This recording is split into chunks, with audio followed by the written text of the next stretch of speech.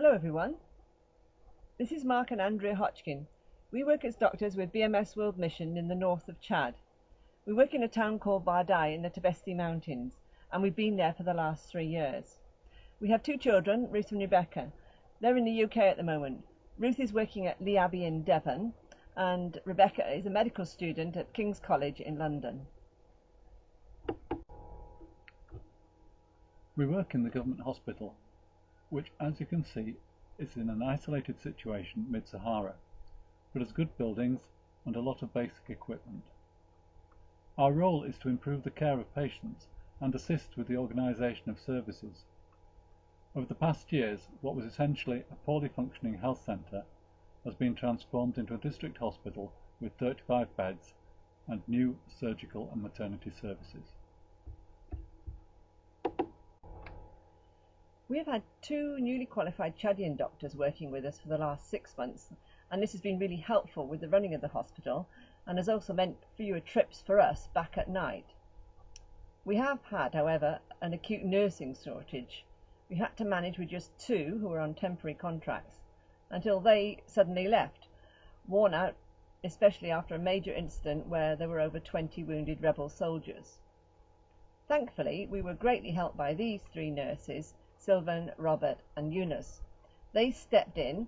2 of them are military nurses who happened to be friends from church, and 1 a nurse who for some reason was looking for work in town. It was a steep learning curve for them as they were not used to general hospital work, and we are glad that they are now supplemented by 6 more nurses who've recently arrived and are settling in. Some have been here before, others have not.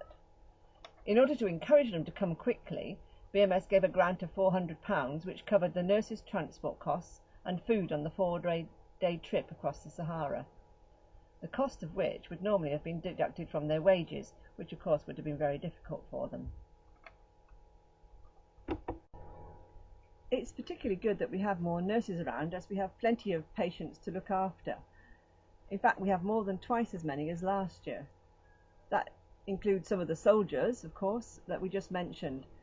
In the picture on the right-hand side, you can see them being discharged from hospital in an army pickup truck. On the left, you can see the inside of one of the wards.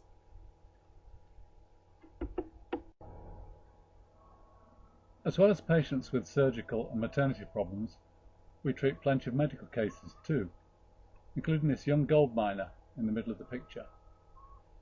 He presented with pneumonia and a stroke, unable to walk or talk.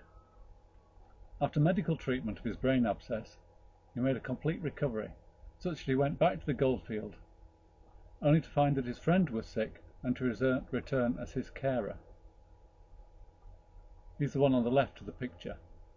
He was one of our first adult patients with visceral leishmaniasis, a universally fatal blood disease without treatment that is common amongst the local children. He'd been ill in bed with a high fever for 6 weeks, and after 3 blood transfusions and a month's daily injections, he too was fully healed. An outbreak of COVID-19 in the region will stretch our fledgling hospital with its 4 wards to its limit and beyond. But at least now we have more nurses. For the moment, Chad has very few coronavirus cases, but we expect that even with our isolated position, we're likely to have an outbreak in the next few months. So far, we've been enabling health education in the region after a meeting with the local authorities, and a health education video has been made in the local language by our colleagues at the Language Centre. You can see in the picture health education taking place in the market. As you can see, there's not much attempt at social distancing. I think we've got a little way to go yet. We have set up hand-washing stations around the hospital and are wearing cloth masks which we had made on the local market. As soon as our regional health director arrives, he's a day's drive away, we will finalise plans for how best to organise the medical care that we can provide here. This will probably involve dividing the hospital in 2 and using the back entrance for the COVID-19 patients. BMS will help financially with this and with any other needs. Sadly, this care will be very limited. We do have a small stock of protective clothing, and we have plenty of antibiotics if needed and paracetamol. But we have only oxygen concentrators for 3 patients and no ventilators. The government is promising help with equipment and nurses, which will be good, but we are anticipating there will still be many deaths. Our main problem at the moment is engaging the local population with the idea that the coronavirus may well arrive here and that we can do things to help ourselves. The advice asking people not to shake hands, to keep to social distancing and not meet in large groups is not being taken seriously, despite Chadian government posters and media announcements on the radio and telephones.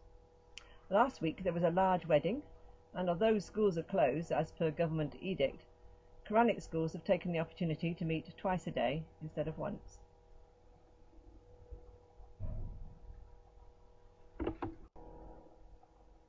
Our church was initially reluctant to stop Sunday services, but since last week it has adopted the same measures as all the other churches, and people now pray at home.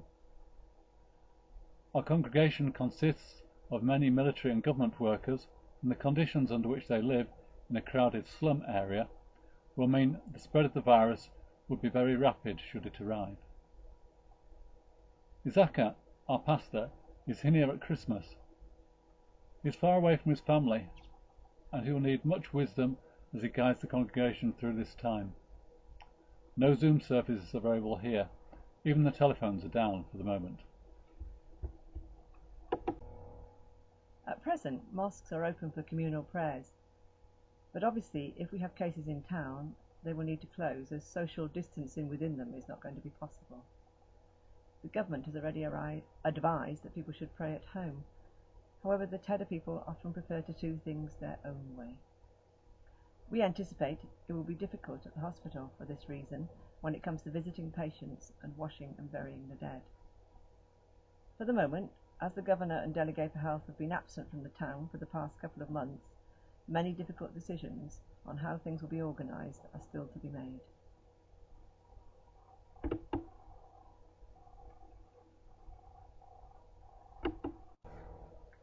The Teda people often feel they are special, and thus immune to world events, either due to their isolated position, or as they might say, the climate, or the height of the mountains, or they might say that God will protect them. And so they can just carry on as normal. The recent epidemics of measles, chickenpox and hepatitis that we have witnessed seem to indicate that the isolated status has changed.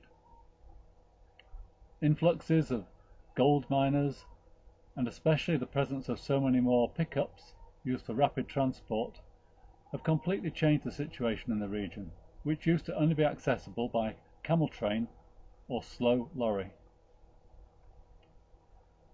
Borders are very porous between us and Libya, and people arrive from there and from N'Djamena daily, so it seems unlikely that we will escape having an epidemic. We've also been stocking up on food, as that comes mainly from Libya via the same trucks, and so at some point may not be ready available should the border be closed or the market itself. Honestly, this is not hoarding, but a sensible precaution when you live in the middle of the Sahara Desert. Some of it is kept in our kitchen, which you can see here, but we also have other containers which are full of pasta, rice and other staples. If we wanted a home delivery, there is a guy who has a type of wheelbarrow pulled by hand, but unfortunately he doesn't have a website to order from, so we tend to get it ourselves, carrying it from the market little by little.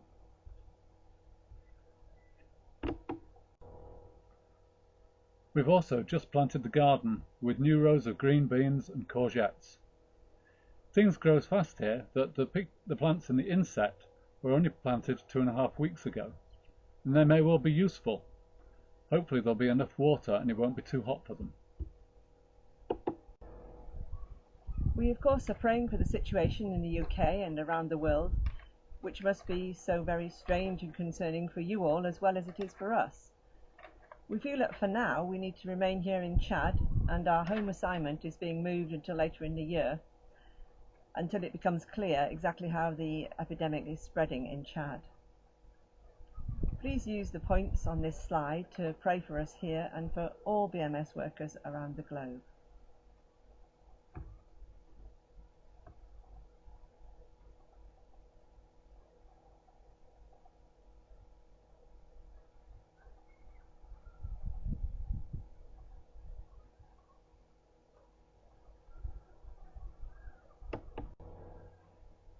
Please consider giving to the BMS Coronavirus Appeal at www.bmsworldmission.org Coronavirus Appeal, which will help BMS to work throughout the world and also support our work here in the Tibesti.